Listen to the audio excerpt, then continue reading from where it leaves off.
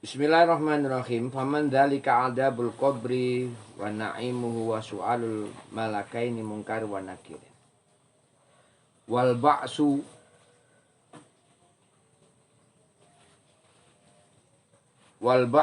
lan tentangaken saking kubur. Wal hasru lan kumpul ana ing padang mahsyar wal kiamatu lan dina kiamat. Wal hisab bulan diitung amale. Wasawa bulan ganjaran wal iko bulan siksa. Wal mizanu lan onone timbangan amal wan naru lan neraka wasiratu lan siratal mustaqim. Wal haudu lan telaga kausar wasyafa'atu lan syafaat utawa pertolongan. Wal jannatu lan swarga wal khuludu lan langgeng ana ing swarga wa ru'yatu lillahi subhanahu wa ta'ala lan ningali maring Allah subhanahu wa ta'ala fil jannati ana ing dalem swarga. Di antara hal-hal yang harus diimani yang disampaikan oleh Rasulullah Shallallahu Alaihi Wasallam kemarin sudah kita sampaikan. Yang pertama adalah adabul qabri wan na'imuhu wa su'alul malakaini munkari wa nakir. Kemudian ada lagi namanya wal ba'su. Ba'su itu bangkit dari kubur. Jadi nanti sebelum yaumil kiamah, setelah yaumil kiamah, setelah bumi ini dihancurkan oleh Allah Subhanahu wa taala, alam dunia ini kan jenenge kiamah itu alam dunia ini dijur oleh Allah taala. Jadi dibangun ulang, dibangun di apa jenenge? Direnovasi. Tapi renovasi setelah keseluruhan. Rebuild. Iya. Langit, bumi iki didadakno siji, Pak. Yaumil kiamah itu. Makanya semuanya dihancurkan dan tidak ada yang tersisa. Baik semua makhluk Allah taala sing di bumi atau makhluk Allah taala yang di langit. Entek kabeh. Termasuk malaikat-malaikat Allah yang kemudian oleh Allah taala itu dimatikan. Itu yaumil kiamah. Tujuannya apa? Ya, di antara tujuannya adalah Allah Ta'ala itu memperlihatkan kekuasaannya.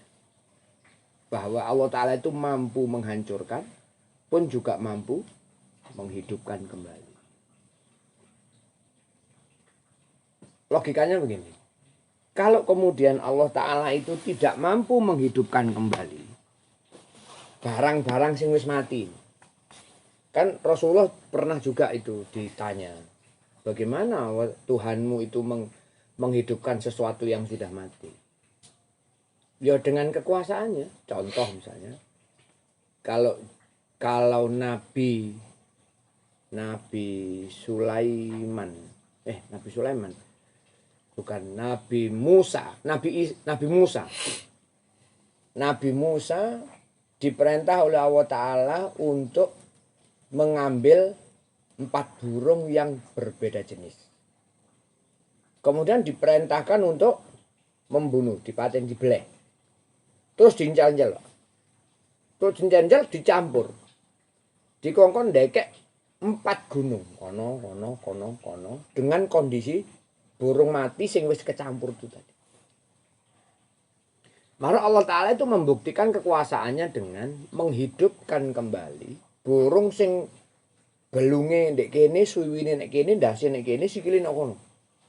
Dihidupkan kembali oleh Allah Ta'ala. Dan itu disaksikan oleh Nabi Musa. Akhirnya Nabi Musa semakin percaya. Semakin percaya bahwa gunung itu bukan Allah. Matahari itu bukan Allah. Bulan bukan Allah. Bumi juga bukan Allah. Bahwa Allah Ta'ala bukanlah zat yang bisa dilihat dengan kasat mata ketika manusia berada di bumi. Jadi Allah Ta'ala itu kalau misalnya cahaya,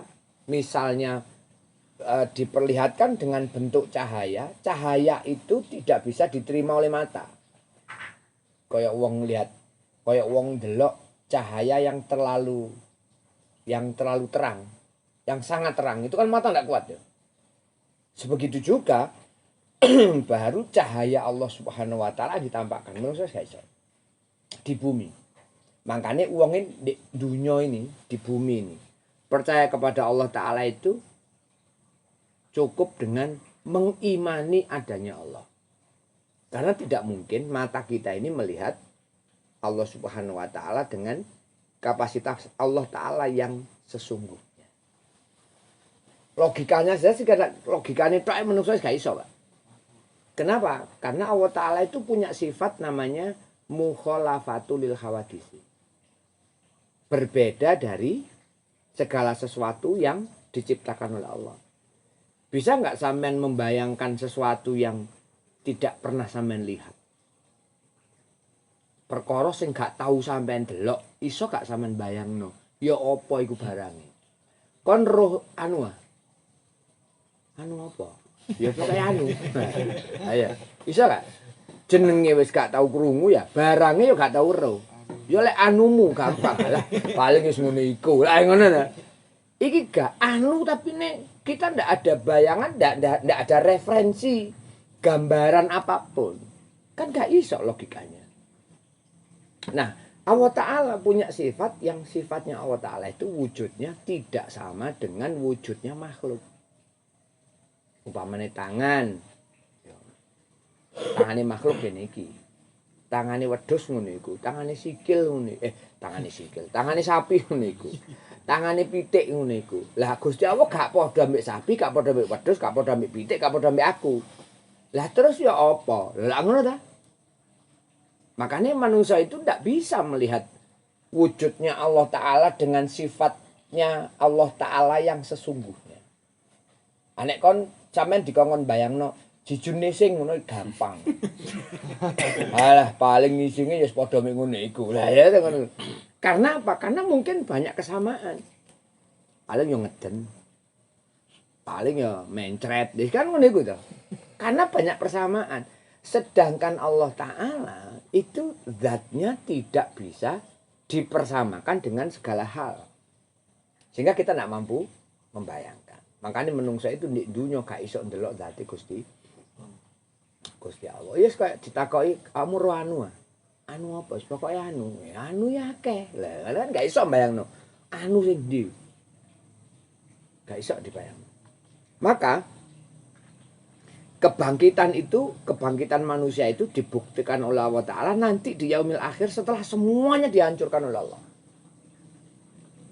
Dan manusia dibangkitan itu dalam keadaan sadar loh. Jadi bukan terus kayak mumi tangi ini tempel iplak mandek. Apa jenenge? Vampir. Nah, vampir. Oh gak ngono. Dalam keadaan sadar dirinya sebagai manusia, sadar melihat teman-teman di sampingnya, sadar juga pada saat itu adalah yaumil ba'as atau hari kebangkitan. Sadar total, Pak.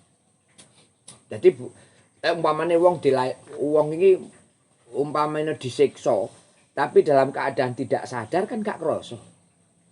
Nah, wong iki yaumil ba'as semuanya sadar seperti normal seperti sedia kala. Jadi dibangkitno karo Allah Ta'ala itu karena Allah Ta'ala ingin menunjukkan dalam keadaan akal yang sadar bagi manusia bahwa Allah Ta'ala menunjukkan kekuasaan Allah. Iki lho sing tak arani yaumil ba'as itu kayak begini. Makanya nek orang sekarang gorong mengalami yaumil ba'as barangkali gak iso mbayangno.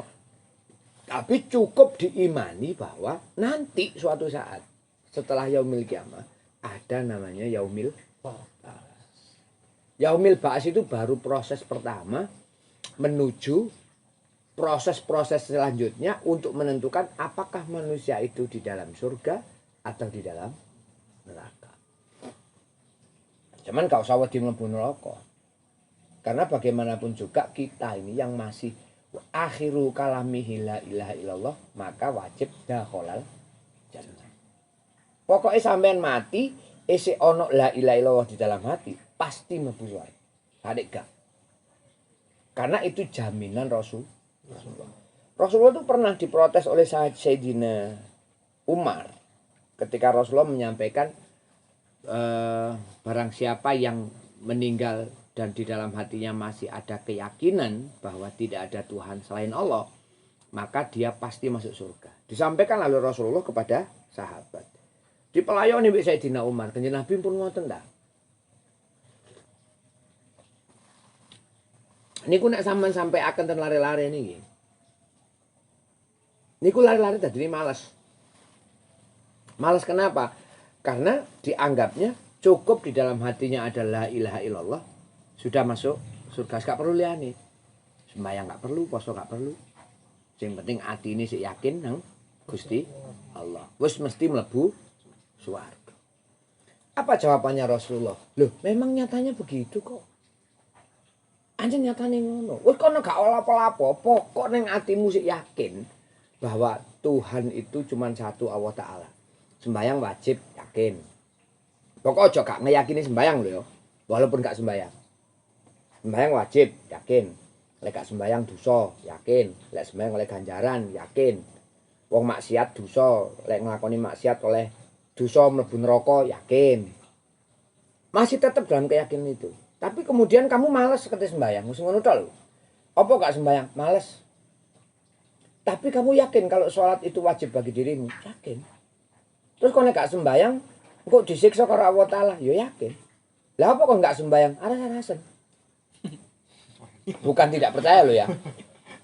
Kalau kalian tidak percaya, kewajiban menjalankan ibadah itu adalah bagian kemusyrikan. Tapi ini awak musik percaya nek sembahyang ku wajib, cuman kawan aras-arasan. Nah ini beda lagi. Itu namanya maksiat. Nah, bagi mereka yang aras-arasan sembahyang, gak apa-apa sakarepmu. Tapi ilingo nek wong gak sembayange ku menit disik. Tapi tetap mlebu swarga asalkan dalam hatinya masih ada la ilaha illallah.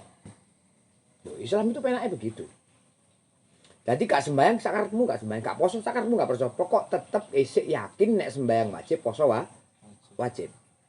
Tapi resikonya adalah ketika kamu nanti dibangunkan oleh Allah Ta'ala fi yaumil ba'as, mulailah di situ kamu akan menanggung akibat dari perilakumu yang wajib kemudian tidak kamu lakukan ketika di dunia.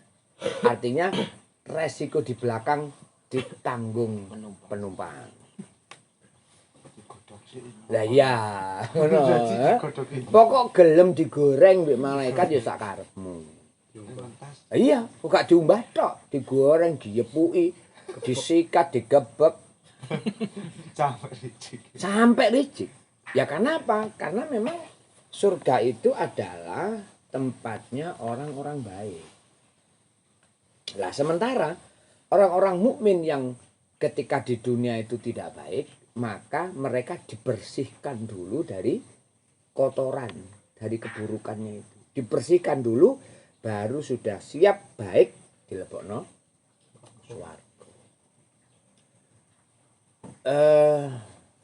Jadi neraka itu sebenarnya bagi seorang mukmin ya bukan sebuah siksaan, tapi proses pembersihan diri untuk masuk di dalam surganya Allah Ta'ala.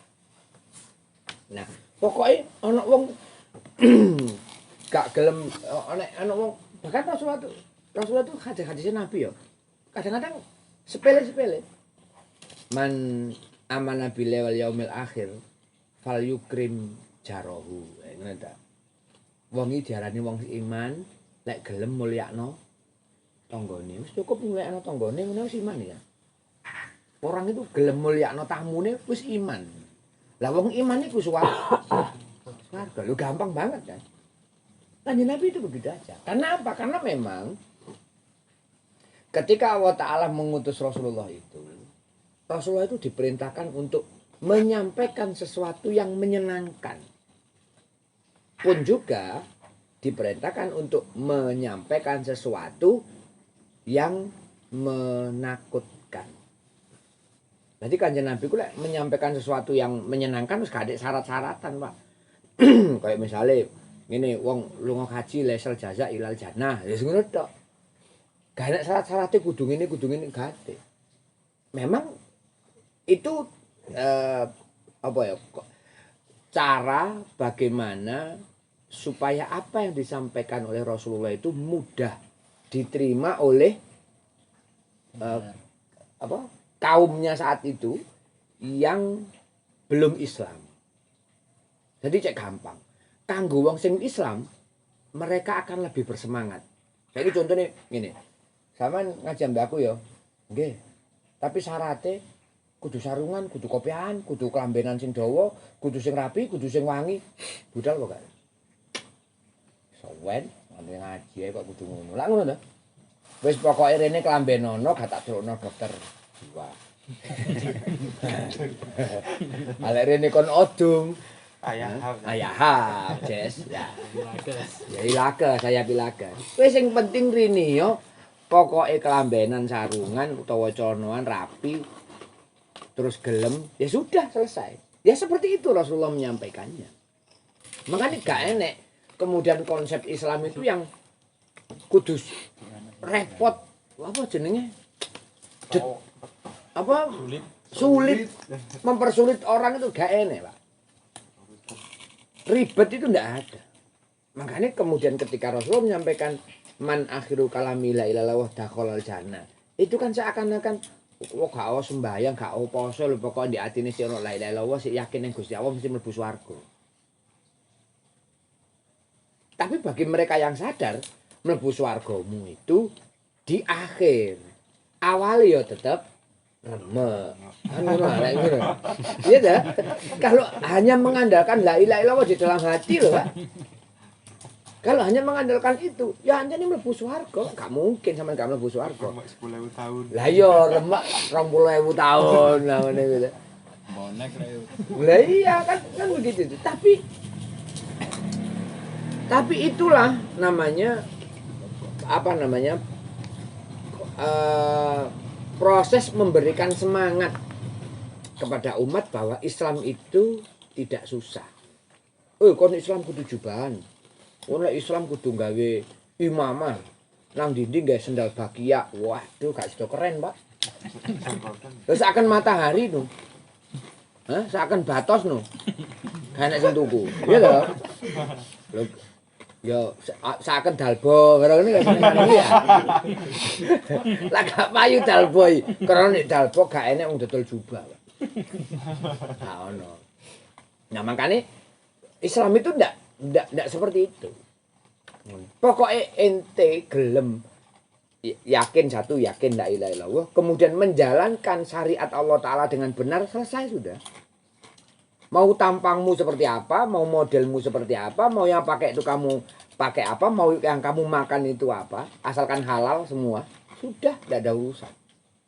Islam itu ndak ngatur model, tapi ngatur prinsip. Ya, Islam itu gak ngatur. Gusti Allah itu gak ndelok model, Pak. Makanya Kanjeng Nabi itu umatnya Kanjeng Nabi, mau Ansor, mau Muhajirin, mau iya, Salam. Itu tidak ada yang dibedakan oleh Rasulullah. Karena Rasulullah itu tidak mengenal pembedaan tampang. Masya ganteng kayak Erwin mlebu neraka ya kison, Pak. Kison. Artinya apa? Ya Islam itu rahmatan lil alamin loh kepada siapapun dalam keadaan apapun. Bahkan ana ceritane sahabat itu ketika sholat orang nggak kelambi, sarungan tok nutupi udel. Sing penting auratnya ketutup, selesai.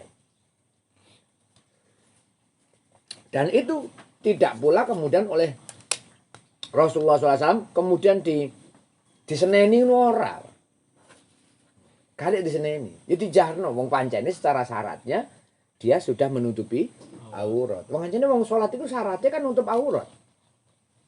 Nah, nutup aurat dengan apa? Terserah mau celana oke, kaos oke, sarungan ya sae, jubahan monggo, lek gak ungkep. Tapi tetap kudu lek gak ucul. Ucul ya HP. Ucul lek roh nggone enak.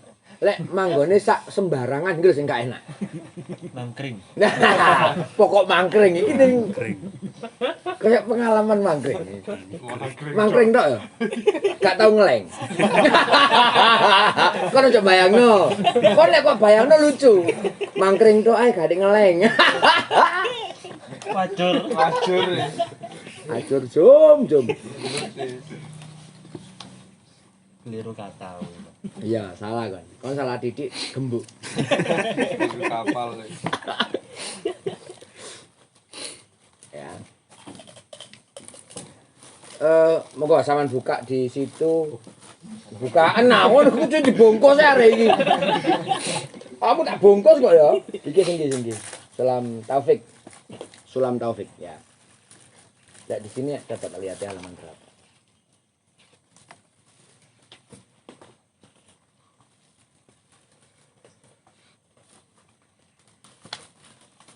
Sini.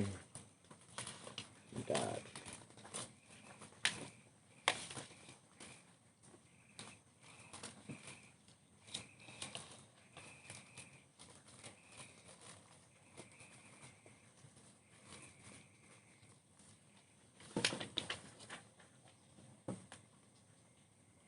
Nah, halaman 7. Nah, buka halaman 7. Yang ini Sulam Taufik. Yang Sulam Taufik halaman 7.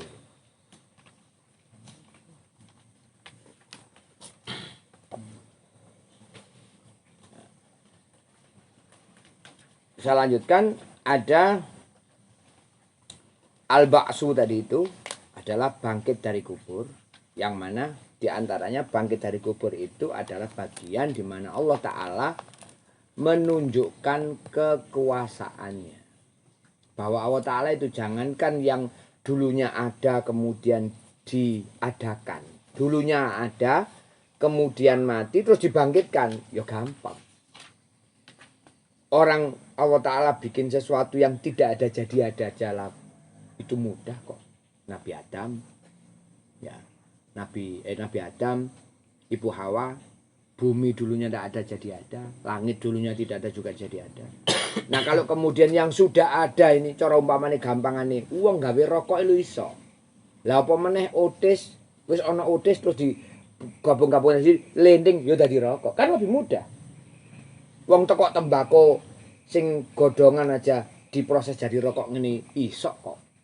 Apalagi kalau cuman sekedar ngerangkai sesuatu yang sudah yo gampang bagi Allah Ta'ala.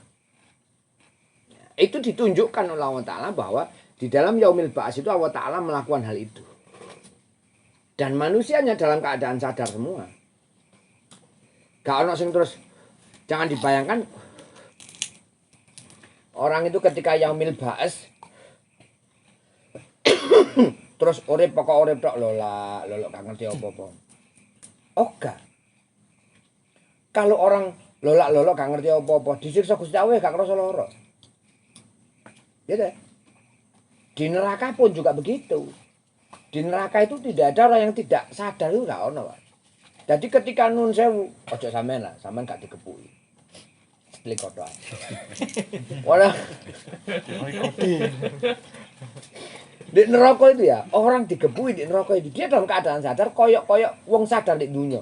Dan rasa sakitnya, itu rasa sakit yang melebihi rasa sakitnya di dunia.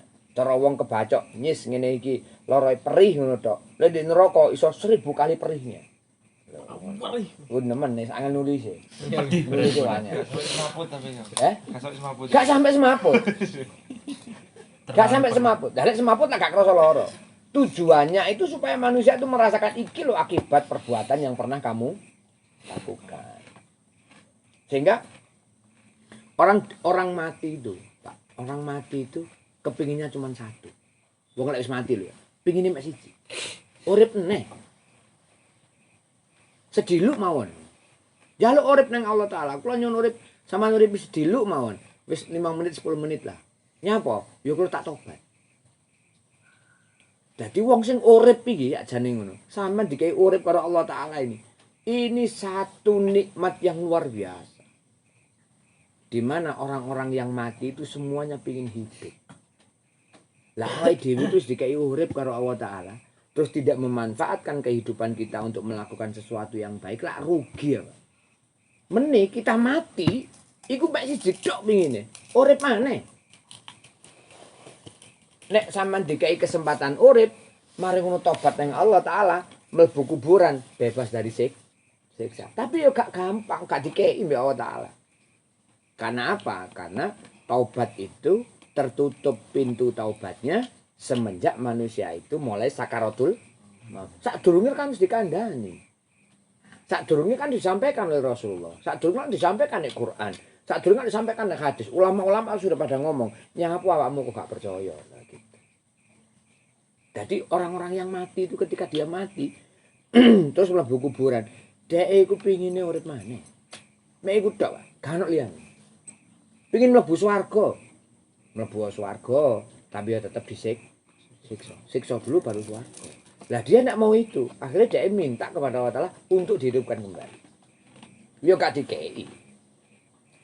Lah wong ngene wis dikandani kok gak percaya gitu. Lah makanya bagi kita yang masih hidup ini, mbek Allah Ta'ala dikai urip ini, berarti kita masih diberikan kesempatan untuk berlaku baik. Umpamanya sampean bikin salah kemarin lah. Kesalahan itu jangan kemudian diulang kembali. Wis sing wis ya wis. Tapi ojo dibaleni maneh. Kenapa? Karena kita masih diberikan kesempatan hidup. Coba mendae kita mati dalam keadaan kita sedang melakukan maksiat. Bayangno ae. Ya, cara wong orang mati kaya wong dolen tapi nglendur. Tibake odum lah. Ngelir isin. Iya dah. Kayak wong mabuk lho, wong mabuk. Ketika mabuk dia tidak merasakan malu, ndak ada. Iya kan? Iya Kak.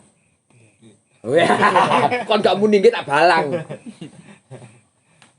Tapi ketika sadar, itu kan ya ada rasa malu kan ketika sadar. Kan begitu. Tapi terus kumat maneh. Sadar mana, kumat mana, sadar mana. Kenapa? Karena ndak ngerti kalau sesungguhnya wong lek mati itu kepingine urip. Lagi sing urip kok malah Udom. Heeh. Cara wonge disuguhi panganan, ono kok gak dipangan. Kok lek wis gak ono golek. Digoleki wis gak ono. Lah, mampus. Tawanan. Heeh. Ngono Apa maksudnya. wis golek? Ya, gak sing iku kresekan. Oh. Waya terus ora ini iki ada kata. Maksudnya ingin maksudnya. Kamen mbok Mas kresek. Cara tau bombo. Ajar. Nah, itulah kemudian kenapa Allah Ta'ala itu Kanjeng Nabi itu selalu mengingatkan kepada kita. Lek si urip lakonono perkara sing apik. Bahkan Allah Ta'ala itu wal asri innal insana lafi khusrin illal ladzina amanu wa amilus sholihat. Kabeh wong iki sing urip nek donya iki dalam keadaan rugi kecuali orang yang berperilaku baik. Nek ngono tok, berperilaku baik. Nah, Islam kan sudah jelas Islam. Quran itu kan hanya untuk orang mukmin ya. Jadi dawuh wal asri salam kusin itu ya dawuh kanggo orang mukmin. Wong mukmin itu sudah diuntungkan oleh Allah Ta'ala diberikan umur. Tapi dia tetap rugi. Apa? Karena dalam kehidupannya dia tidak melakukan kebaikan. Dan kebaikan itu tidak harus sama. Barangkali kalau kebaikan saya mulang. Kebaikan sampean belajar. Kebaikan orang lain mendukung kebaikan temannya. Kebaikan orang lain memberi. Bisa jadi kebaikan orang lain itu menerima. Ya toh? Jangan kemudian sing diarani kebaikan itu ya mulang. Lah terus gak iso mulang. Apa kemudian dia berhenti untuk berperilaku baik? Kan ndak. Oh, sing diarani wong sing enak ya sugih. Berarti sing enak wong sugih tok. Terus wong larat gak iso enak. Kan begitu dah. Maka kebaikan yang kebaikan yang kemudian disampaikan oleh Rasulullah itu ya kebaikan secara universal. Sampeyan ngomong apik nek koncone, terus koncone seneng, itu sudah kebaikan. Bahkan Rasulullah itu pernah ditanya, "Ayu amalin afdalu ya Rasulullah?" Jadi Rasulullah, "Idkhalus surur." Kanjeng Nabi, "Napa amal sing paling apik menurut panjenengan?" Jare Kanjeng Nabi, "Nyenengno atine wong." Lho itu sudah amal yang paling bagus. Nyenengno tok ae. Gampang kan? Ana kancamu susah wis gak usah susah. Apa sih duitmu ilang nyong. Lho ngono iku lho. Tapi ben balekno. Lho kan iso. Oh yes, kebetulan awak pas foto nemen. Nah, ngene kan. Itu kan enggak, Bos. Oh, saman guyu saja itu sudah memberikan kebahagiaan bagi orang lain. Yang guyu terus. Enggak apa-apa lah. Artinya kebaikan itu tidak bisa dipaksakan bahwa kemudian kebaikan itu harus begini, enggak. Kudu sembahyang bengi. Orang itu nek soleh tanpa ilmu, itu pun juga bahaya bagi dirinya. Soleh tanpa ilmu. Soleh tanpa ilmu iki apa? Soleh tanpa ilmu itu wong sregep sembahyang, wong sregep ngibadah, tapi ora roh sejatine ibadah nggo apa. Kira-kira ibadah diterima apa ora? Setan itu lebih takut kepada satu orang yang mengerti tentang ilmu daripada 100 orang ahli ibadah tapi bodoh kabeh. Wah nek siji wong turu nang masjid. Turu angler kaya awakmu. Kancane sembahyang dhek turu, sembahyang bengi. Setan teko tuk tuk tuk tuk. Nggodha sing sembahyang. Lha wong sembahyang kok digodha. Payah lak nggodha sing turu ta, gak. Sing turu iki aja sampe tangi. Iki lek sing turu iki tangi. Wong turu iki ngerti, wong turu iki ngalim. Lek sampe tangi, aku gak iso nggodha wong sing sembahyang. Lah apa sampean kok nggodha sing sembahyang? Sebab sing sembahyang iki golongane wong bodho-bodho, gampang apusan. Dadi ngalim ambek ibadah ahli. Wong ngalim ambek wong ahli ibadah utama ndi? Utama ngalim. Utamane wong pinter. Ahli ibadah ambek wong sing pinter, utama ndi? Utama wong pinter. Makanya Kanjeng Nabi itu kan menyampaikan apa jenenge tolabul ilmi fardhatun. Golek ilmu itu sangat penting. Kenapa? Karena ilmu itulah kemudian yang bisa menjadikan seseorang itu lebih baik bagi dirinya. Contohnya, wong ahli ibadah sembayang sunnah, bengi sembayang tahajud, awan sembayang duha, sembayang tobat, sembayang apa saja. Dibandingkan dengan orang yang pandai, oke lah aku gak sembayang sunnah, tapi aku sholatku jamaah. Ambek sing sembayang sunnah, wah akeh sembayang, wiritane akeh tapi ora jamaah. Kira-kira menurut sampean utama endi? Utama jamaah. Apa? Oh, karena jamaah itu perkara wajib. Salatnya wajib dilakukan dengan apa jenenge? Dilakukan dengan berjamaah. Sedangkan sunnah hukumnya tetap sunnah dan sunnah sama wajib itu kapasitasnya lebih tinggi wajib. Maka mendahulukan sesuatu yang wajib itu akan lebih baik daripada Ini sembahyang bengi tapi subuh karipan.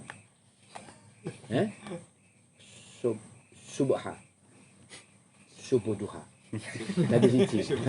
Mari kunut baru ngadeg maneh sembahyang duha. Tidak lebih utama. Saman gak os sembahyang bengi tapi sembahyang 5 waktu saman jamaah terus. Itu lebih utama daripada sampean bengi sembahyang tapi sembahyang fardune dhewe. Itu perbandingan orang yang ibadah dengan ilmu ambil ibadah tanpa nek wong ahli ibadah bengi sembayang ahli ibadah sembayangnya jamaah lek bengi sembayang bengi sampai isuk sembayang subuh nek wong alim itu gak tahu sembayang sunnah penggaweane turu wong sing gak alim iku sembayange jamaah ya sembayang sunnah ya serwa kepiritan ya sregep sembayang sunah-sunah dilakoni kabeh. Bisa jadi itu tidak lebih baik daripada yang punya ilmu. Kena apa? Karena yang punya ilmu itu bisa memanage hati. Supaya gak sombong. Ya. Supaya gak rasan-rasan. Supaya gak ngilokno wong. Supaya gak takabur. Tapi bagi orang yang ahli ibadah, kemudian dia merasa lebih baik dari orang lain. Aku ahli ibadah nih. Saya merasa lebih baik dari kalian. Maka saya tidak lebih baik daripada kalian yang ibadai blontang-blonteng tapi gak ngerasa paham enggak? Ya. Tapi ya ojo terus blontang temenan rek sembayang. Ngono. Jarine blontang oleh Gus aja ngono kon nyalano aku kan. Nang akhirat bicara terus kepati teng ngene. Ya, jadi ilmu itu penting. Makanya orang itu kapasitas ilmu itu menentukan posisi. Ya. Oh, ngurip nek dunia itu nek tanpa ilmu wong bodoh itu ndak bisa dapat posisi. Nah, wong pinter itu selalu bisa memposisikan dirinya. Niki iso, niki iso, niki iso, niki iso. Karena pinter. Makanya wong pinter itu penting. Wong pinter mbek wong sregep itu. Lebih utama wong pinter daripada wong sregep. Sregep nyambut gawe itu gak enak sing bayar. Ya. Pinter golek penggawean, sedidik nyambut gawe tapi bayarannya akeh. Itu jenenge pinter. Ngojo nyambut gawe mulai isuk sampai bengi, mulai isuk sampai bengi tapi gak enak sing bayar. Rugi. Jarine sing penting nyambut gawe iya. Sing penting nyambut gawe remukmu ya penting. Ya. Maka itu adalah bagian bagaimana Allah Ta'ala itu membuktikan kekuasaannya. Al-Ba'su itu. Kemudian Al-Hasr wal hasru, kumpul ono ing padang maksar. Nah, ketika manusia itu dibangkitkan oleh Allah Ta'ala, yaumil ba'as.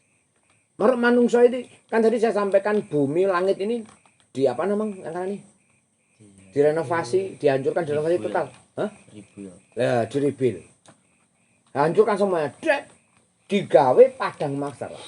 Lah padang maksar itu ombone petung bumi, petung langit. Petung bumi. Saman mungkin membayangkan 7 kali bumi masih bisa. Tapi kalau sudah membayangkan 7 kali langit, jelas gak iso. Ombone sak piro? Ya, ombone petung bumi, petung langit. Sing padang maksar yang 7 bumi, 7 langit itu kemudian oleh Allah Ta'ala ditempatkanlah manusia-manusia yang ba'as ini, yang dibangkitkan dari kubur ini. Itu namanya padang mahsyar. Nah, padang mahsyar itu aja dipikir enek wit ngono-ngono iku iso ngiyup. Gak enek, Pak. Jadi padang mahsyar iki koyok pertama kali Allah Ta'ala menciptakan bumi.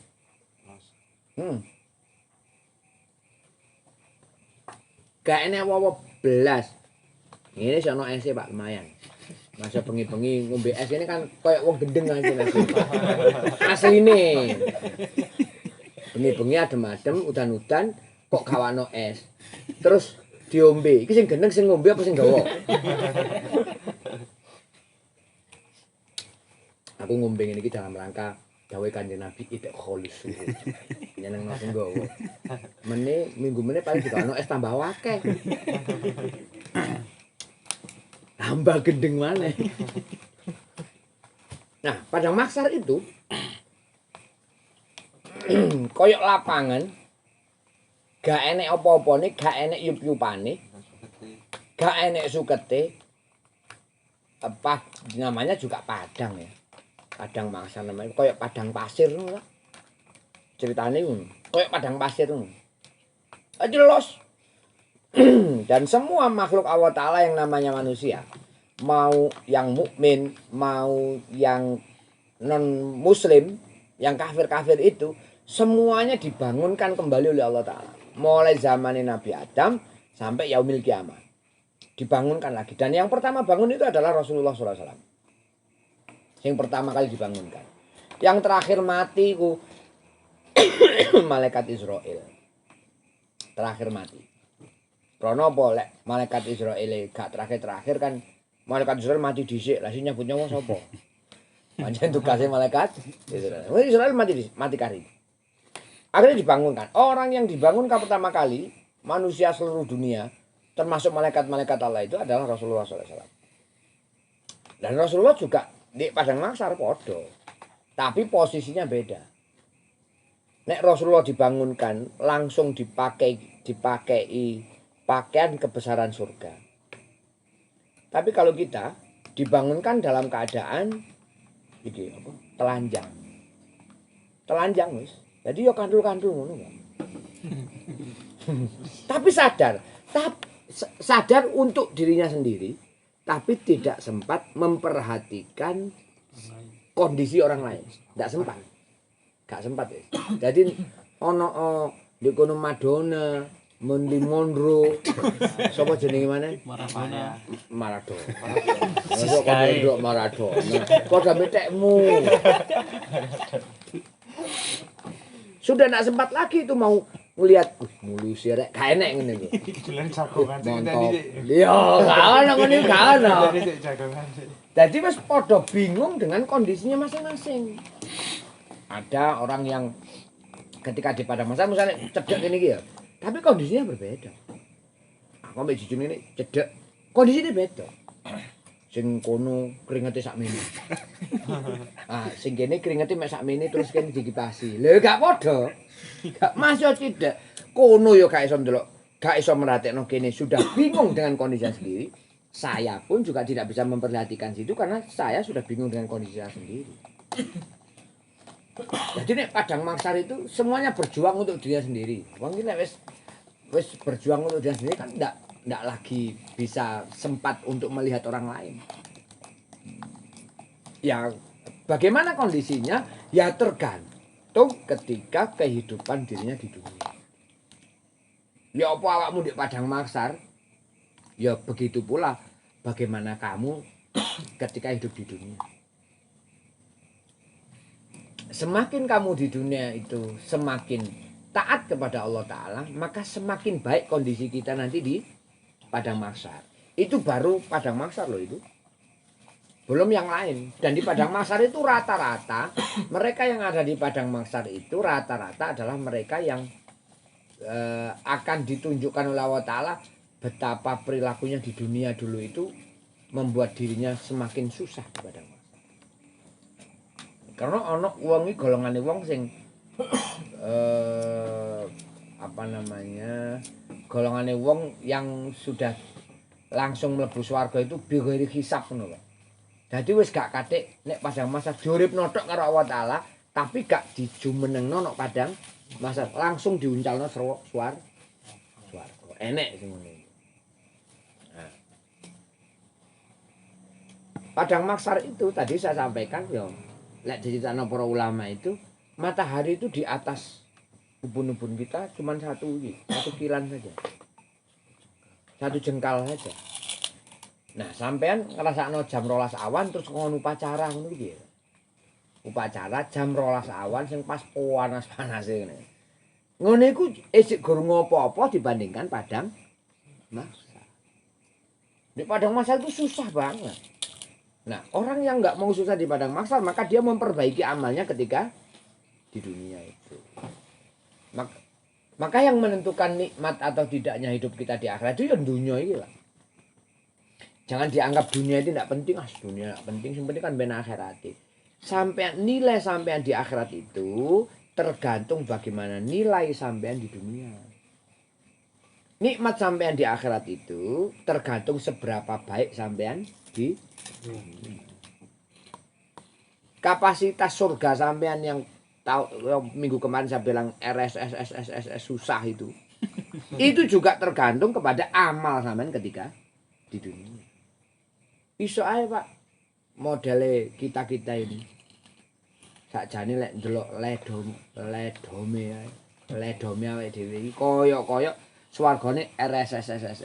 Tapi karena kebaikan kita di dunia, kemudian swarga kita VIP ya bisa. Karena apa? Karena kapasitas nanti kita di surga itu sudah tergantung kepada rahmatnya. Nek dunia itu yang penting kita berbuat baik. Lakonono sing apik, ojo nglawan pangeran, ojo nglawan Kanjeng Nabi, sudah. Sing diturut, sing diperintahnya Allah Ta'ala dilakoni, sing diperintahnya Kanjeng Nabi dilakoni, sing wajib ojo ditinggal, sunah-sunah lek iso dilakoni, lek gak iso ya wis. Ojo maksiat yang Allah Ta'ala, selesai sudah. Sama ndak harus nang ndi nggo tasbih, gak. Sing penting atine tetep dikir. Saman gak kudu nek di kopian. Sing penting saman tidak menyakiti orang lain. Saman gak kudu sarungan terus, sing penting saman tetep sembahyang. Itu adalah bagian-bagian kebaikan-kebaikan yang kapasitas kebaikan yang model-model kebaikannya tidak kemudian ditentukan oleh Nabi. Pokoknya kon sembahyang, sing penting sembahyang nutupi aurat. Sing penting sembahyangmu madhep ngulon, sing penting sembahyangmu carane ngene. Masalah modelmu kon ya apa caramu, ya apa pakaianmu, nah itu mah terserah kamu. Enek sunah, enek wajib. Ki sunah monggo gak yo gak masalah wong sing sunah. Sunah iku dilakoni yo ganjalan, gak dilakoni gak dosa. Itu hak kita. Nah, maka Yaumil Ba'ats itu satu kondisi awal setelah kebangkitan kita dari kubur. Dan itu sudah bagian daripada adab sebenarnya. Wong ini didekek neng padang maksar. Itu kan dia menunggu proses perhitungan KPU untuk menerima apa sih catatan amal hasil perhitungan. Lah ngenteni ini gak mek sak jam rong jam kok jadi bayangno sak jam rong jam terus saya nambah rokokan ngene. Ngenteni ini iso-iso atusan tahun. Karena apa? Karena manusia ketika di padang mahsyar itu gak langsung dihisab oleh Allah. Nanti yang minta untuk segera dihisab, dilakukan hisab itu adalah Rasulullah SAW. Karena apa? Karena Rasulullah ndelok kondisimu mengenaskan. Kondisimu mengenaskan. Kamu ya? Aku sih gak. Insya Allah. Lek sido. Mengenaskan. Jadi Kanjeng Nabi ndelok kita itu, ndelok umatnya Kanjeng Nabi yang kondisinya sangat mengenaskan itu Kanjeng Nabi gak gelem. Akhirnya Kanjeng Nabi nang malaikat Jibril. Sedangkan malaikat Jibril tidak punya kapasitas untuk menentukan. Akhirnya Kanjeng Nabi jaluk nang malaikat Jibril supaya disampaikan kepada Allah. Malaikat Jibril gak wani. Mboten wantun kok Kanjeng Nabi niki mun putusane Allah Taala kok. Kula sampeyan kenging ngomong nih, mboten mantun. Nek jenengan kersa monggo asal matur kiambek. Akhirnya Rasulullah SAW menghadaplah kepada Allah Subhanahu wa Ta'ala. Dengan sujud Rasulullah meminta kepada Allah Ta'ala untuk segera dilakukan hisab kepada manusia. Wabil khusus umat Kanjeng Nabi Muhammad SAW. Loh, jadi Kanjeng Nabi itu belanya awake dhewe gak nek dunya tok, Pak. Sampai no akhirat itu Kanjeng Nabi masih membela kita. Bayangkan saja misalnya nih Rasulullah tidak minta itu. Tidak minta untuk segera dilakukan perhitungan. Awake dhewe ngenteni tengok ambek kelelep. Kayak jujun kelelep apa? Keringete hab asin. Suwene atusan tahun. Karena pandangan rahmatnya Rasulullah kepada umat itulah kemudian segera dilakukan namanya Yaumil Hisab. Makanya ulama itu, ciri-ciri seorang ulama diantaranya adalah ketika ulama itu memandang orang lain, dia memandang dengan pandangan kasih sayang. Itu salah sijine ulama apa tanda-tanda ulama. Tapi gak terus bojo-bojone tanggane disayangi ya.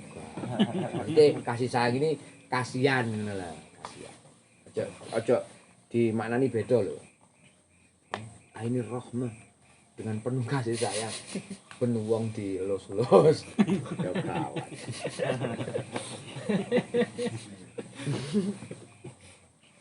Nah, ulama itu begitu. Sehingga nek jenenge ulama itu cara wonge jenenge ulama ya Ojo gampang ngilokno wong. Ojo gampang muring-muring mbek wong. Kadang-kadang orang bikin salah itu bukan sebuah kesalahan yang disengaja. Isok-isok wong nglakoni salah itu krono gak ngerti. Paham gak sampean? Sampean misale enek arek cilik. Arek cilik umur 5 tahun 6 tahun lah ya. Cok ngono tahun iku. Serang fisik. Iku jenenge wong cilik. Arek cilik. Benten. Ono arek cilik ya, umur 5 tahun misale.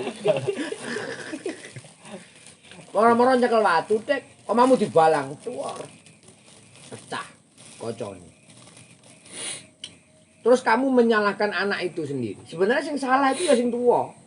Kudu arek urung ngerti kok. Beda maneh nek enek wong wis umur 20-an tahun utawa puluhan tahun moro-moro nyekel watu diantemno kocok, lah iku baru dia salah. Kadang-kadang ada orang yang melakukan kesalahan itu tanpa diketahui bahwa apa yang dilakukan itu adalah salah. Kan ono ngono. Enek wong sengaja nglakoni salah, enek wong sing gak sengaja nglakoni salah. Lah, ulama itu dia harus bisa memandang itu. Endi sing kesalahan yang memang disengaja, mana kesalahan yang tidak disengaja. Jadi tidak semua orang terus nglakoni salah terus dilono kafir antum. Antum kafir. Dakhalan nar. Antum. Uang itu kata Rasulullah, orang itu ambil Allah Ta'ala didadekno siji.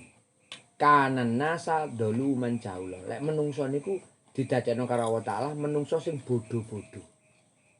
Enek wong bodoh nglakoni salah. Kira-kira diseneni oleh apa, Kak? Wong ancen bodoh. 3 tambah 3 piro? 12, Pak. Gurune muring-muring. Pantes apa, Pak? Ya gak pantes muring-muring ancen arek ra entos kok. Arek iki ra entos, ancen iso gak entos, arek wis oon lah mlebu sekolah wis oon arek iki. Teko cilik bayi lahir procot oon. Wis metel-tel. Wis metel oon ra entos, duwablek turu. Wis pae kabehan lah kabehan. Terus arek iki salah. Terus sing nuru iki muring-muring. Krana arek iki nglakoni salah. Wong ancen arek gak entos nglakoni salah ya mesti ae. Lah terus diuring-uring, sing salah iki ajane sing nglakoni salah apa sing muring-muring? Ya muring-muring ancen arek ra entos kok. Ana arek sing lahir pinter sampai gede pinter ditakoki 3 tambah 3 piro? 3 tambah 3 19, Pak. Padahal arek pinter kok jawabnya sama lah ngene iki sing kudu diuring-uring. Oh, berarti kamu memainkan saya. Aku gurumu terus tambah 3 mesin kok jawab 19. Padahal kamu ngerti. Lah itu ya kudu diseneni. Jadi ada orang yang memang ada orang yang memang dilahirkan karena dia tidak mengerti, ada juga yang dilahirkan dan dia jadi orang yang ngerti. Dan semua orang itu ndak punya kondisi yang sama. Makanya wong iki kate muring-muring neng wong, jangan-jangan awakmu muring-muring iki sing salah awakmu dhewe. Nek wong badan. Terus ning ngarep iki mandeg dadak. Awakmu mandeg dadak pisan ngerem. Muring-muring gak nang wong iki? Ya mestilah, gak usah. Muring sabar. Mesti muring-muring awakmu ya. Mboten kula. Ya gak awakmu aku yang muring-muring kok. Gimana? Wis mesti muring-muring. Padahal kamu tidak tahu kenapa dia itu ngerem dadak. Iso uga enek wong nyebrang. Lek gak direm dadak nabrak. Utawa ana kucing liwat, lek gak direm nabrak. Ana lubang, lek gak direm wonge tiba. Rime macet. Atau rime macet. Lah, ya ta? Iso utawa gak ono rime. Berarti ya nabrak. Ngono. Gak enek rime kok mandek berarti nabrak. Lah terus awakmu muring-muring. Padahal orang yang melakukan kesalahan itu loh, awakmu lek gak ero, wong iku nglakoni ngono iku karena apa? Iya ta? Makanya orang itu harus cara bahasa iku tabayun. Didelok dhisik, lapose sampean kok ngono. Aja kesusu muring-muring. Iya enggak? Nek iseng keplaki. Lah ya iseng ojo keplaki, julungupno ngono. Iya kan? Ya itu namanya orang arif itu kayak begitu. Jadi cara mulai enek wong nglakoni salah. Barangkali salah di pandangan sampean. Tapi bisa juga benar dalam pandangannya. Contoh misalnya. Enek wong mangan batang. Batang lah haram loh. Najis haram dipangan. Dan sampean tahu lek barang batang itu haram. Lak sampean mesti mikir lah, ya wong iki. Wong batang kok dipangan, wong barang haram kok dipangan. Wong edan lah. Pikirannya sampean begitu. Salah menurut sampean bisa jadi betul menurut orang yang makan ini. Kalau memang ternyata tidak ada sesuatu yang dimakan, kemudian itu menyebabkan kematian, maka dia boleh makan batang itu secukupnya untuk mempertahankan hidup. Berarti benar nggak buat dirinya? Benar. Buat kita? Salah. Makanya bisa jadi pandangan kita betul, salah bagi orang lain.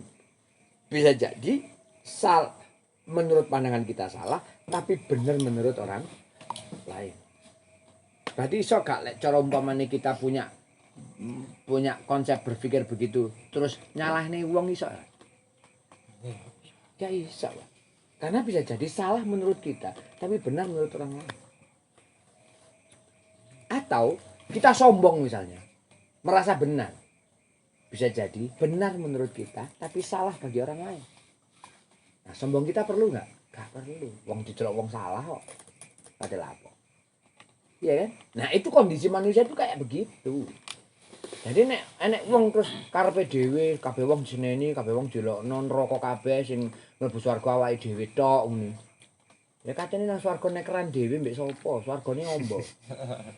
Iya dah, swarga itu setiap orang itu punya kesempatan masuk surga yang luasnya surga itu seluas bumi dan seluas langit per orang. Ayo coba sama nek dhewean terus kira-kira layangan dhewe. Nguluk-ngulukno dhewe kan kalau sing nyekeli kan ya repot, Pak. Iya ta? Nekeran dhewe, engklek dhewe. Rokokan dahat dhewe ngene koyo gendeng. Sombong. Manjan asli gendeng. Ya. Makanya orang di dunia itu ya konsepnya lakukan sesuatu yang baik lah. Karena semua orang itu akan merasakan di antara akibat dari perilaku kehidupannya di dunia itu, nah yang pertama di dalam kubur, yang kedua di padang mahsyar. Itu belum lagi sampai kepada puncak siksaan atau nikmat akhirat. Belum itu, Pak. Isi enek padang mahsyar, isi enek yaumil hisab, isi enek yaumil mizan, isi enek siratal mustaqim. Baru nanti kamu ditentukan mlebu neraka apa nyemplung neraka. Nah, terus karena pilihan ini. lah iya nyemplung neraka apa mlebu neraka? Iya, nyemplung neraka apa mlebu neraka? Kamu kok sadar? Pun ping 5, Mas.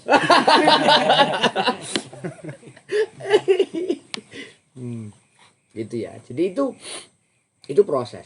Dan itu harus kita lalui, Pak. Semua orang melalui itu. Makanya wong iki kudu duwe cita-cita mlebu swarganya Allah.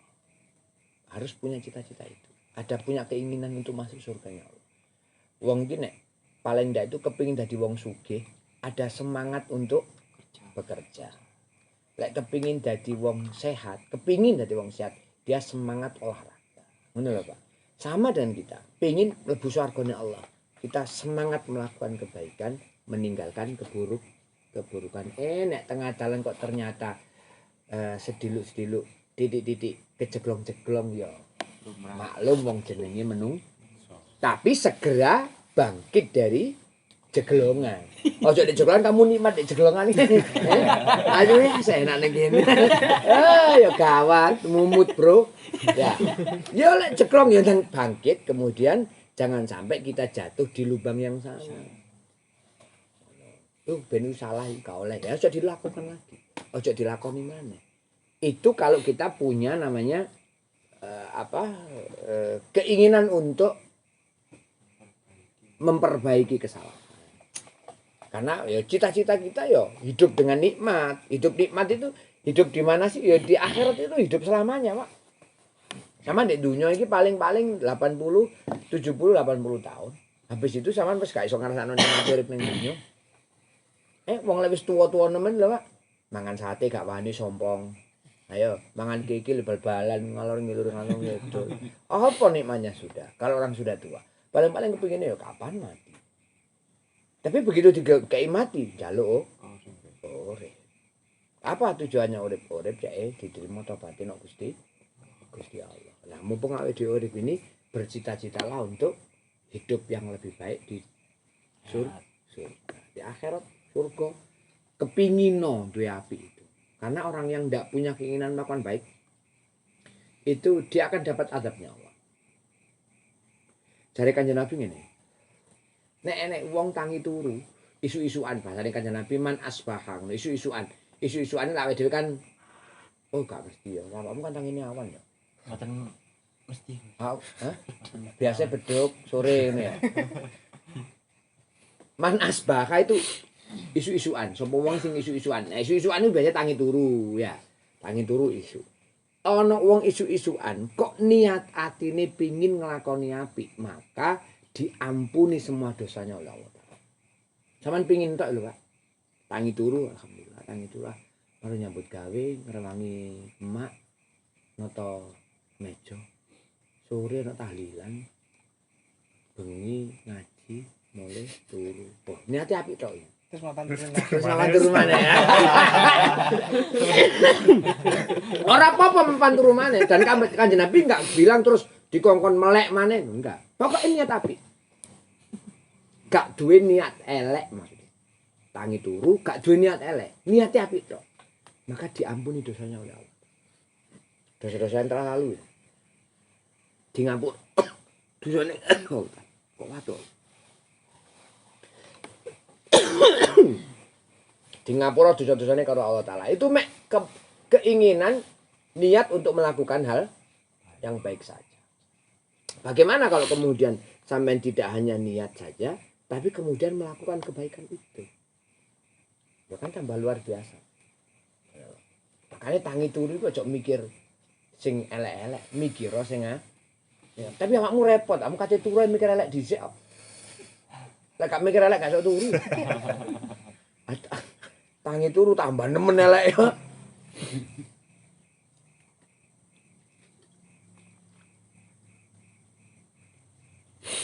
Ya. Nah, di situ namanya rahasianya menungso untuk mencapai kebaikan di akhirat itu ya seperti itu. Jadi kudu mikir nok dunia ini adalah mazraatul akhirah. Nok dunia ini adalah tempat untuk menanam kebaikan yang kebaikan itu nanti akan kita tuai hasilnya di akhirat. Kayak wong nandur klopo lho, Pak. Wong nandur klopo itu kan saiki sampean nandur, meneh sing panen wohe kan anak putu. Iya ta? Lek duwe anak. Maksudnya lek rabi. Aku rabi-rabi yo kapan dia anake? Bali malih. Yang menuai itu anak cucu kita. Sampean gak iso saiki nandur klopo maru sing panen sampean. Klopo umure puluhan tahun kok.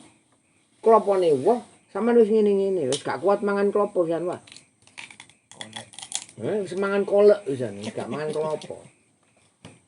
Makane Mangan klop. man. Bajing, Pak.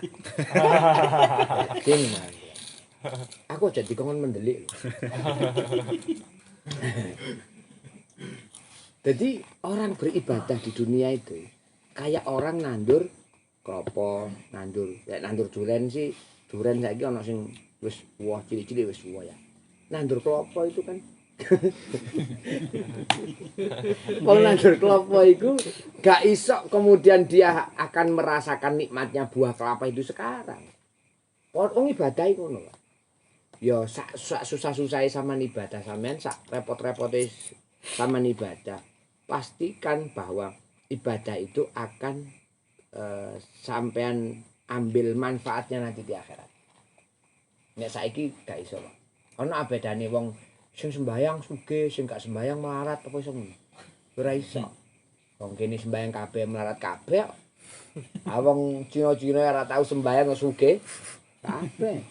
Maka memang hasil dari perilaku baik kita itu tidak kita tuai di kehidupan dunia. Nanti di akhirat. Wis pokoke sampean apa apik sing iso sampean lakoni lakonono wis ngono tok ae. Sing iso sampean lakoni lakonono. Sing iso sampean tinggalno sampean tinggal. Wis ngono tok prinsipe. Apa sing apik sing iso dilakoni saiki? Lakonono. Masalah mben ku dadi apa ya apa sampean oleh apa wis gak usah diurus. Ya kaya wong nyelengi lho. Wis pokoke nyelengi ae.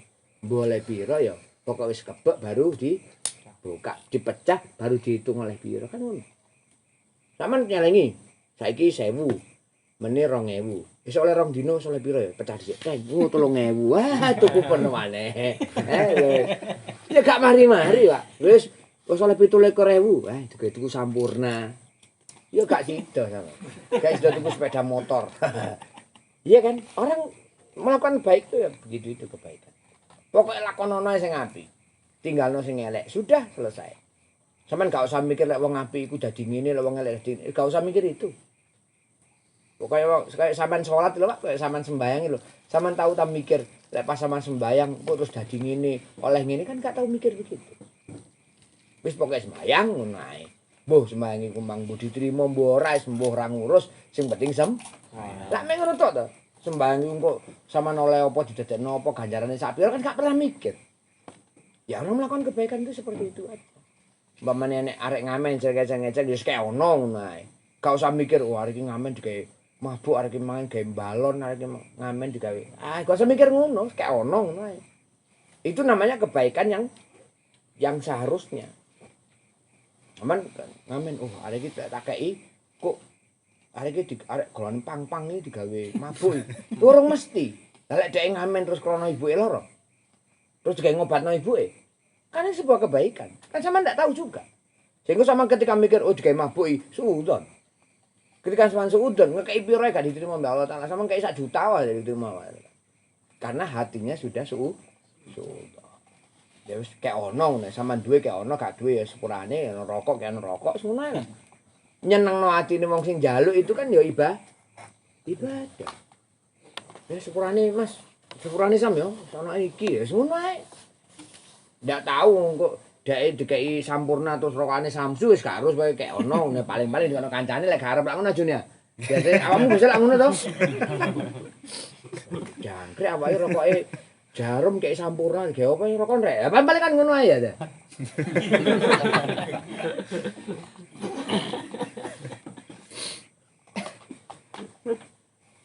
Ora usah dipikir untuk apa, bagaimana, akhirnya seperti apa. Wis pokoknya lakonono sing apik semampumu. Apa yang bisa kamu lakukan? Ya siku sing lakonono. Ora usah ndelok wong iku kok iso ngono ya. Wis kangelan kita. Ya memang seharusnya kalau masalah akhirat kita ngelihat orang yang lebih atas.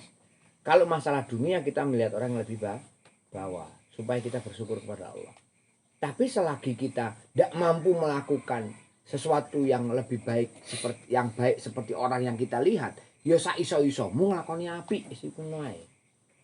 Sak iso-isomu, gak iso tangi jam 4 ya tangi jam 4:04 ngono. Gak iso jam 4:04 ya 4:30 lah ngono. Aja terus digenno sampai jam 10 ndak. Wis aku tangi jam 10 Gus terus ya apa iki? Ayo tangi jam 10 jam 10 nguyu turu omah. Ayo jam 10 lah apa katen jam 10. Kerja ya wis ketelatan ya. Sembayang ya nemen karipane. Tangi terus jantungan di jopo ya isin nemen to. Ketara men oleh doyan turu ya. Nguyu turu omah. Ya pokoknya kamu udah melakukan sesuatu yang buruk selesai sudah.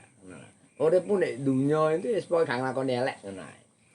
Kenapa? Karena keburukan itulah nanti yang pun kita juga akan mempertanggungjawabkan keburukan itu di hadapan Allah Subhanahu wa taala. Umpamane sampeyan apik jare Kanjeng Nabi in ahsantum jare Allah taala in ahsantum li anfusikum. awakmu nglakoni apik, apikmu iku ya digawe awakmu dhewe. Kamu melakukan kebaikan. Sesungguhnya kebaikan itu akan kembali baiknya bagi dirimu sendiri. Wa in asatum falaha. Awakmu enggak nglakoni elek. Elek itu ya akibatnya akan kamu tanggung. Ayo cobaan. Kan begitu. Awakmu apik mbek tanggamu. Misale apik mbek tanggamu. Apik lah soalnya iso apik mbek tanggamu. Terus tanggamu iki mau anaknya ayu. Ya dah. Terus wong tuane ngene, eman tanggoku iku masih ngono tapi arek ya. Lah, aku duwe anak tak jodohnya. Lha kan apik kanggo awakmu, Dik. Terus dibayar anak gak gelem. Lho lah. Wis arep-arep. Chicken to. Gak sido. Urip. Las guyu aku. Enggak sido dibayar. Nah. Ataupun juga begitu, kamu melakukan kebaikan. Ngelakoni perkara sing ngelakoni keburukan. Keburukan itu pun juga akan kembali keburukan itu kepada diri kita sendiri. Enek wong nyolong terus konangan. Enek wong nyolong konangan. Sing dipenjara iki sing nyolong apa kancane? Apa tanggane? Ya sing nyolong dhewe no. Lah apa kok kate menjara wong liya? Wong sing nyolong dhek ya sing nanggung akibate ya dhek. Nek wong nglakoni apik, wong sing nglakoni apik ya dhek, sing oleh kebaikan juga dia sendiri. Makanya sungguhnya dunia iki, Pak, awake dhewe nglakoni apik ya kanggo awake dhewe. Lah awake dhewe tega nglakoni elek, balik eleke ya nang awake dhewe. Cuman kadang-kadang awake dhewe gak patek sadar no. Nek sing apik balik awake dhewe elek, balik awake dhewe nek koyok-koyok gak sadar. Koyok-koyok lek apik kanggo wong tok. Makane awake dhewe wegah nglakoni apik. Alah wong-wong gak tau nglakoni apik nang aku. Aku lapo apik mbek wong. Kan begitu. Sebenarnya akan kembali pada sampean ngapiki wong, wong terus lagi apik nang sampean.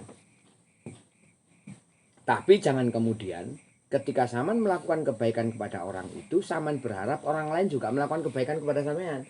Itu jenenge sampean nglakoni apik, gak kepengin dibalas Allah, tapi kepengin dibalas menung. Waalaikumsalam. Wis ngene lebih fana ya. Oh alam iso. Ora bro. Aku seru lah ente kari. Waalaikumsalam. God bless you. Iya, amitabha. Nah, jadi jangan berharap bahwa sampean apa jenenge kebaikan itu ingin dibalas sama orang, jangan. Berharaplah bahwa kebaikan sampean itu adalah satu hal untuk menjalankan perintah Allah. Wis, titik. Ketika sampean menjauhi keburukan, jangan berharap kemudian sampean jauh dari keburukan. Bisa jadi sampean jauh dari keburukan yang satu, tapi sampean diberikan keburukan yang lain. Iya kan? Nah, ketika sampean melakukan ketika sampean menjauhi sesuatu yang buruk itu, niati dalam hatimu kalau sampean menjauhi segala sesuatu yang dilarang oleh Allah. Sudah titik. Apapun yang jelek sing gak oleh Mbak Allah Taala tak doi. Apapun sing apik sing diperintah Gusti Allah tak lakoni. Sudah selesai. Masalah nanti berbuah apa itu mah bukan urusan kita. Pokoknya sampean nandur pari mesti wohe pari. Sampean nandur kesemek wohe ya mesti gak mu. Sampean iso nandur pari tapi cokul suket iso. Nah, kamu kayak teko kok langsung paham. Iya, aku ya heran. Enek kok iso ngono? Ya sebenarnya bukan apa yang kamu tanam kemudian tumbuh sesuatu yang lain, bukan. Karena yang kamu tanam ini adalah kurang sempurna dari tata cara kamu menanam sehingga timbul sesuatu yang lain. Contohnya begini. Nek sampean ngamal salat ibadah, salat. Sampean sregep salat, sampean khusyuk dalam menjalankan salat. Tapi karena salat sregep khusyuk sampean tidak dibarengi dengan ilmu yang cukup, Sehingga sholatmu, khusyukmu ini muncul tanaman yang lain namanya Coba misalnya sampean sholat, khusyuk, tertib dengan ilmu bahwa sholat ini untuk Allah tidak untuk orang lain. Maka tidak akan muncul namanya tanaman yang lain sombong. Wong nandur kayak wong nandur tomat misalnya, wong nandur lombok. Enek wong nandur lombok itu diguluti, ditanduri lombok cek tinggal mulai. Yo mesti pinggirnya cukur sugat. Tapi coba lek sampean kei apa jenis plastik. Apa jenis mulsar apa? Mulsa. Dikei mulsa. Mursal itu kurang ajar bro. Dikei mulsa itu. Ya ndak akal cukul sugat. Podo-podo nandur lomboke, tapi sing siji cukul sugat, sing siji gak cukul. Tergantung bagaimana cara menanam. Podo-podo sembayangi, sing siji sok sombong, sing siji gak podo-podo sombong, sing siji apa jenenge sombong, sing siji gak sombong. Tergantung tata cara. Makanya sing paling penting adalah lakukanlah kebaikan sebanyak-banyaknya. Tinggalkan keburukan semampunya. Maka pasti kamu akan menjadi atau orang yang mendapatkan kebaikan dari Allah Subhanahu wa taala. Dan kebaikan keburukan itu akan dirasakan oleh orang yang namanya hidupnya di padang. Wal kiamatu. Tadi saya sampaikan kiamat. Kiamat ini mengawali yaumil ba'as, mengawali yaumil hasr. Itu namanya kiamat. Kiamat itu adalah kehancuran bumi. Dan kiamat itu banyak tanda-tandanya. Di antara tanda-tanda kiamat yang sering kita dengar adalah ketika di bumi ini sudah tidak lagi terdengar suara azan, tidak terdengar suara orang membaca Al-Quran. Berarti kiamat sudah lebih dekat. Apa kok kano adzan gak enek wong maca Quran? Sebab kiamat itu adalah kehancuran yang akan dialami oleh orang-orang selain orang mukmin. Jadi kayak awake dhewe kita ini masih subuh arang-arang ini. Kita tidak akan merasakan yaumil kiamat. Kenapa? Yaumil kiamat itu hari yang sangat menakutkan. Saking beratnya hari kiamat. Wong meteng lho ora eling mbek petenge. Wong duwe anak gak eling mbek anake. Berarti kan sangat mencekam. Dan orang mukmin tidak akan merasakan rasa yang mencekam itu. Jadi menimba Allah Ta'ala, wong mukmin itu dimatikan dulu. Baru kemudian terjadi kiamat. Itu tanda-tanda kiamat. Gak enek wong maca Quran, gak enek wong ada lagi, ya sepi banget. Sepi di kebaikan tapi rame di keburukan. Tanda-tanda kiamat lagi. Banyak bangunan-bangunan tinggi. Saiki kan gedung-gedung itu kan wong bangun omah itu kan wis dhuwur-dhuwuran omah. Nah iki pokoke duwe ngono wis minimal lantai 2 ya kan. Masjidil Haram itu dulu punya peraturan hotel-hotel di samping masjid itu tidak boleh lebih tinggi dari menara masjid. Saiki sing jenenge hotel apa itu jenenge? Zam-zam itu. Zam-zam. Ya, Zam-zam. Tower Zam-zam itu loh. Tower Zam-zam itu. Sing dhuwur ana jame. Itu jauh lebih tinggi dari menara masjid. Itu sudah bagian tanda-tanda yaumil kiamah. Sudah dekat. Ada lagi tanda-tanda yaumil kiamah itu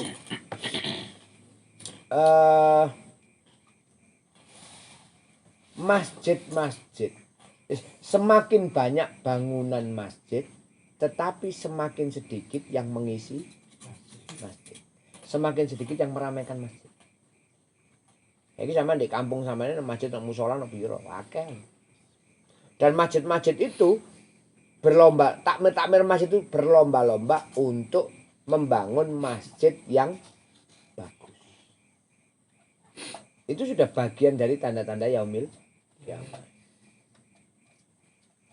Ada lagi tanda-tanda yaumil kiamat itu orang sudah tidak bisa membedakan apa yang menjadi kewajiban bagi laki-laki dan perempuan. Saiki orang menyampaikan kesetaraan gender itu kan di mana-mana. Sudah tidak ada bedanya lagi, laki-laki sama perempuan tidak ada bedanya. Wong lanang macul, wong wedok ya akeh macul. Nek Bali itu nyambut gawe wong wedok, wong lanang ngadu jago. Gitu. Adik kene wong lanang sing nyambut gawe, wong wedok sing ngadu jago.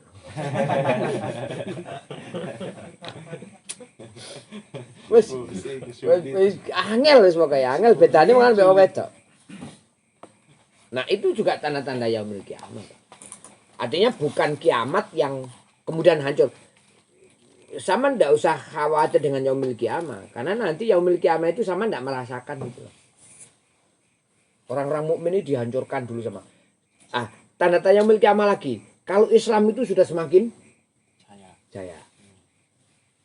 Jadi saiki kan di Amerika Islam sudah berkembang, di Rusia Islam sudah berkembang, di Cina, di Jepang Islam sudah berkembang. Berkembang pesatnya Islam ini jangan dianggap hanya sebuah kebaikan, tapi juga sebuah tanda yaumil kiamat. Iya, iya. Nanti kalau Islam itu sudah menguasai dunia, Islam itu maksimal di dunia. Wong Islam dipateni kabeh. Dajjal turun, Dajjal mudhun.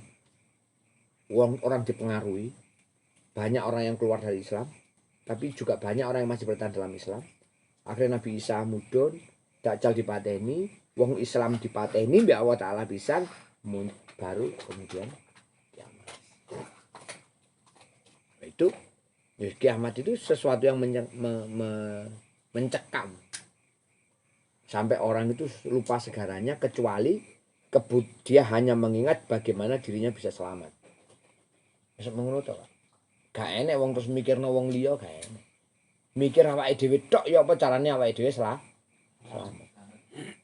Begitu orang sudah tidak mampu menyelamatkan diri, mulai mbak Allah Ta'ala ditabrakno bumi mbak bulan dah, mbak matahari dah, ambek Pluto mbak tabrakno kabeh sampai hancur dunia ini karek langit tok. Kemudian mbak Allah Ta'ala direnovasi kembali, didadekno lempengan bumi. Dadi padang. Terus kok ngoni? Aku suka. Tapi kon kok tak goleki tenang ae. Karena dia lareki. Ya wong liya. Ya mek goleki tok wae. Ketemu niku lha iku oh ya wis. Seperti ngono.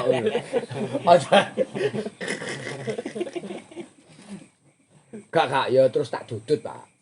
Tak dudut terus tak jelno. Tak jelno maneh.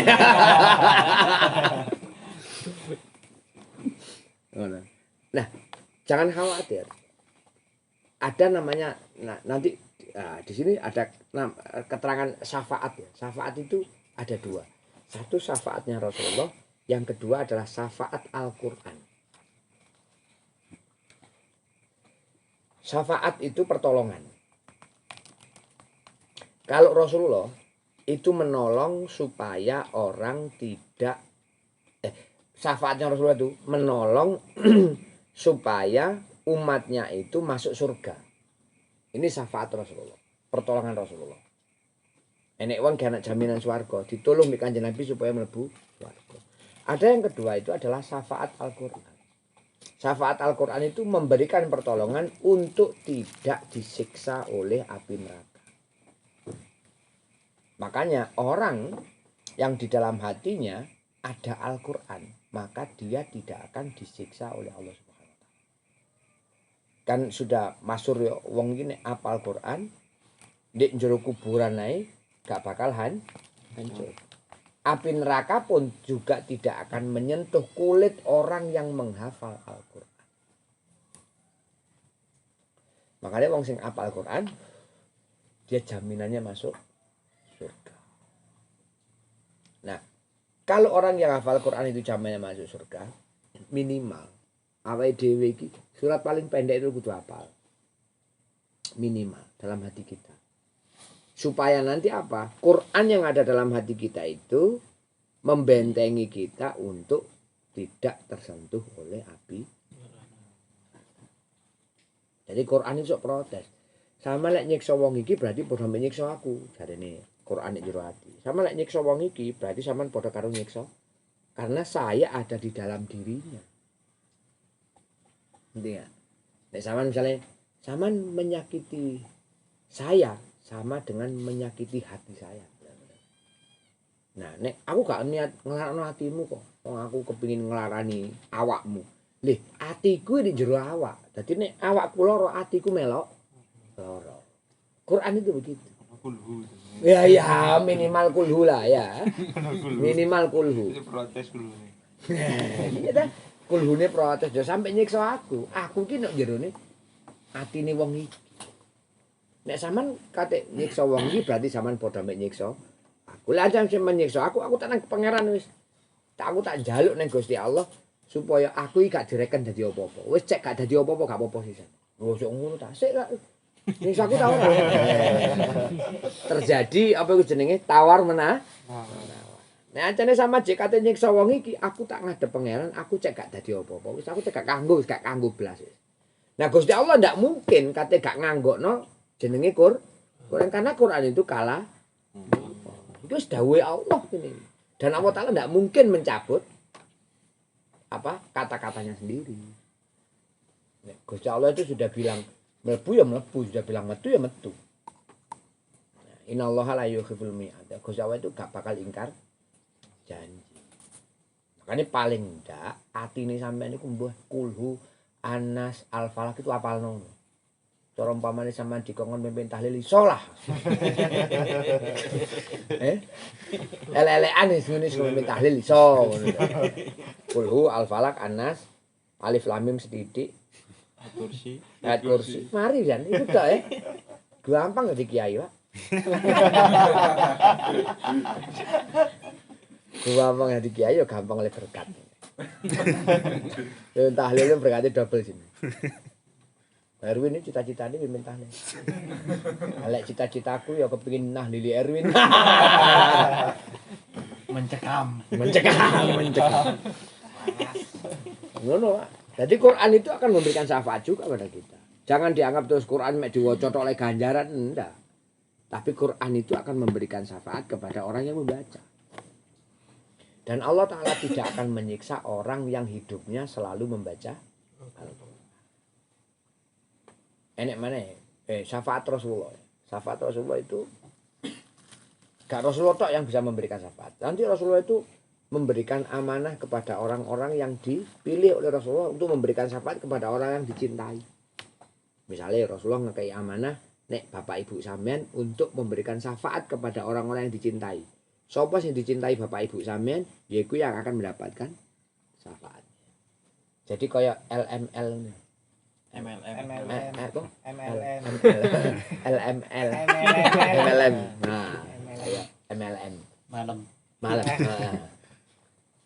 Jadi siji ngene kepang, ngene kepang gitu. Kabeh iki. Akhirnya kabeh. Lah ngono lah. Makane wong iki aja wedi mlebu neraka.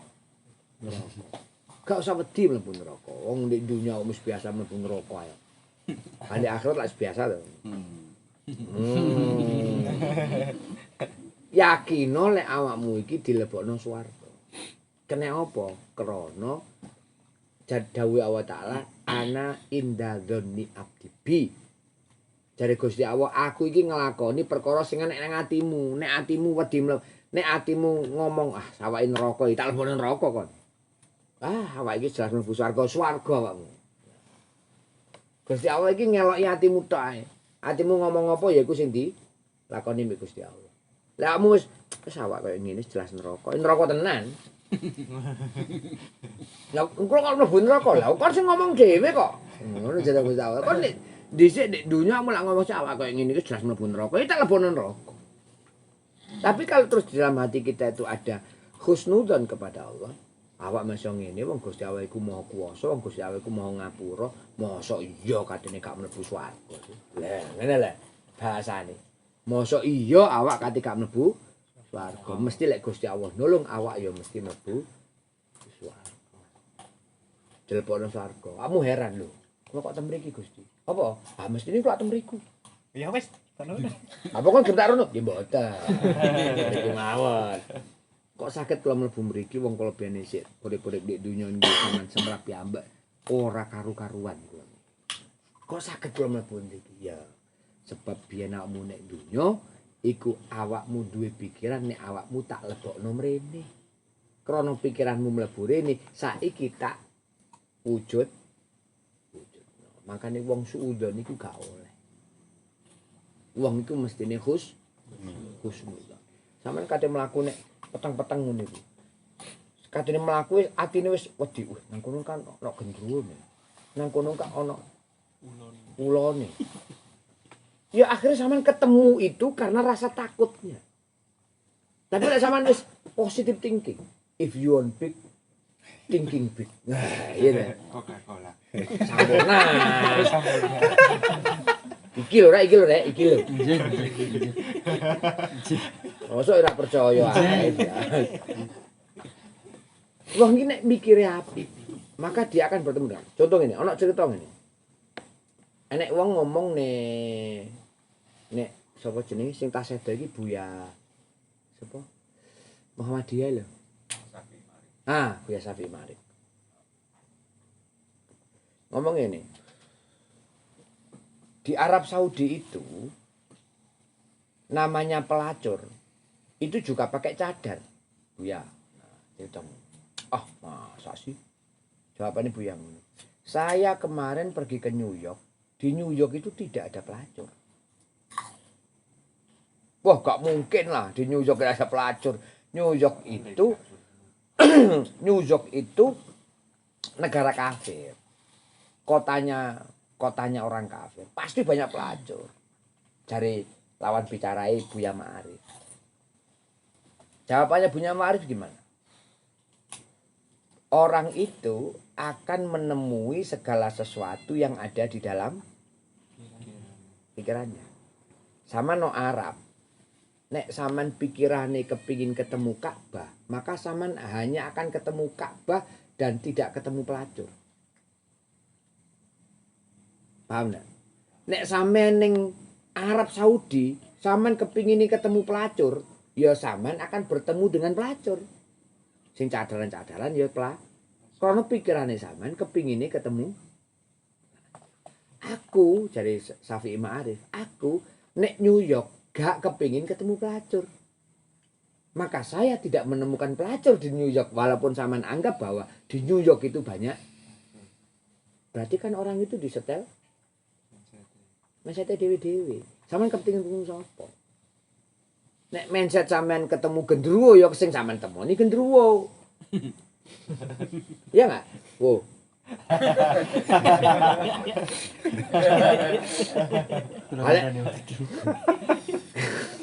Aku kate noleh rene ket mangkene tak gojloki rek, tak imbangno rene ngono lho. Mendelit mriku. Nek sampean ke satu tempat, pikirannya sampean positif, maka sampean akan bertemu sesuatu yang positif. Ketika sampean sudah berpikirnya negatif, maka sampean akan bertemu dengan sesuatu yang negatif. Logikanya kan begitu. Nek Allah Ta'ala itu begitu ngono lho, Pak. Allah Ta'ala itu nek atimu enek negatif ya tak temono sing negatif. Wong kon kepingine negatif kok. Sing ono atimu negatif kok. Tapi nek atimu positif kok ya tak pedono positif. Karena sing jero atimu ono positif. Allah Ta'ala cuma ngono tok, Pak. Tapi bukan berarti Allah Ta'ala tidak bisa merubah. Iso. Mek Allah Ta'ala itu mewujudkan apa yang ada di dalam hatinya manusia. Jadi nek sampean katene lapo-lapo kudu yakin positif. Mikir apik. Ojo mikir elek. Ketika sampean mikir elek, sampean ketemu sing elek. Ketika sampean mikir apik, sampean akan ketemu apik. Lha wong itu setelah awake dhewe. Di setelah awake dhewe, sebab nek dunya, makanya nek dunya itu ada pilihan. Ya, nek dunya ana pilihan apa? Tapi di akhirat kan gak ada pilihan. Nek dunya kan ada pilihan apik, elek, awan, bengi, isuk, sore. Nek pilihan ayu, elek, ireng, putih, cilik, dhuwur. Kan ada pilihan-pilihan begitu. Itu nek dunia itu memang begitu. Nah, sing nyetel ketemu karo pilihan-pilihan itu ya diri kita sendiri. Sampeyan kepengin apik, iya, mikir sing apik. Anak sampean pikirane wis elek, sampean mesti lakune ya elek. Lek wong iki pikirane wis apik, lakune mesti ketemune apik. Lu mek ngono tok. Gampang kan? Ini belajar sesuatu yang baik, berpikir dengan baik, melakukan sesuatu yang baik, maka kamu akan bertemu dengan kebaikan. Tapi lek wis mikir elek, sing diomong elek, sing dilakoni elek, ya mesti ketemu karo perkara sing elek. Sampeyan pengen apik. Terus nek masjid, sampeyan mesti ketemu apik. Sampeyan pengen elek. Terus no karaoke, ya mesti ketemu sing elek. Iya dah. Karena kepingin elek ngono lho. Ati itu lek kepingin elek ya mlakune elek. Wong iki nek atine apik mesti mlakune. Lah kan aku gak tahu kepingin ketemu Erwin. Berarti padha karo aku kepingin atiku iki kepingin nglakoni elek. Aku kepingin ketemu awakmu apik. Soalnya ketemu Erwin sak maksiat tok aku. Kan aku selek ketemu Erwin aku istighfar aku. Wengi kuwi lah tobatan nasuha. Jawar iki. Jeru. Masyaallah, astagfirullahaladzim, astagfirullah. Kakawin, kok.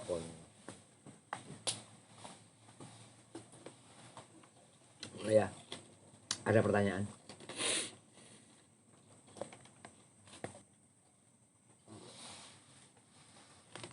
Oke, wallahu a'lam bishawab. Al-Fatihah.